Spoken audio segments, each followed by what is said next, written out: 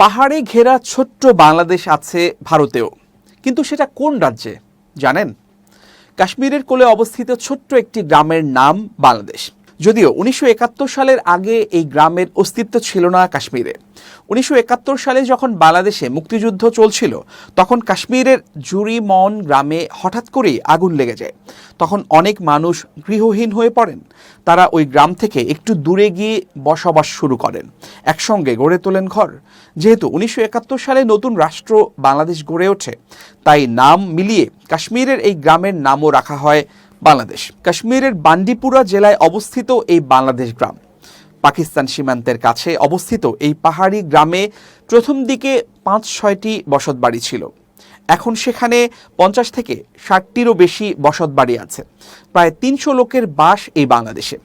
সেখানকার বেশিরভাগ মানুষ জীবিকা নির্বাহ করেন চাষ ও পশুপালন করে। 1971 সালে এই গ্রাম তৈরি হলেও দীর্ঘদিন সরকারি খাতে এই জায়গার কোনো অস্তিত্ব ছিল না। 2010 সালে বান্ডিপুরা জেলা প্রশাসক কার্যালয় থেকে এই গ্রামকে মর্যাদা দেওয়া হয়। এই গ্রামের ইতিহাস যেমন রোমাঞ্চকর, তেমনি এখানকার প্রাকৃতিক পরিবেশ মনোরম। বর্তমানে এই বাংলাদেশ গ্রাম পর্যটন কেন্দ্র হিসেবে গড়ে উঠেছে। জম্মু ও কাশ্মীরের পর্যটন শিল্পে বিশেষ ভূমিকা পালন করছে এই বাংলাদেশ। গুলমার্গ, সোনমার্গ, পহেলগাঁওয়ের সঙ্গে পাল্লা দিচ্ছে বাংলাদেশও। পর্যটকদের আনাগোনা বেড়েছে এই গ্রামে। শ্রীনগর থেকে বান্ডিপুরার দূরত্ব 80 কিলোমিটার। বান্ডিপুরা থেকে সোপুরের মধ্য দিয়ে পাহাড়ি পথ ধরে 5 কিলোমিটার হেঁটে গেলেই পৌঁছে যাবেন এই বাংলাদেশে। সেখানে আছে উলার নামক এক লেক। একে কেন্দ্র করে গড়ে উঠেছে পুরো বাংলাদেশ গ্রাম। মূলত এই লেকের টানেই পর্যটকদের ভিড়ও লক্ষ্য করা যায়।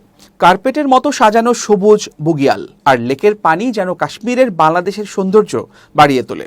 আর তার সঙ্গে দূরে মাথা উঁচু করে দাঁড়িয়ে আছে উঁচু পর্বত। তার চূড়া ঢাকা থাকে সাদা বরফের চাদরে।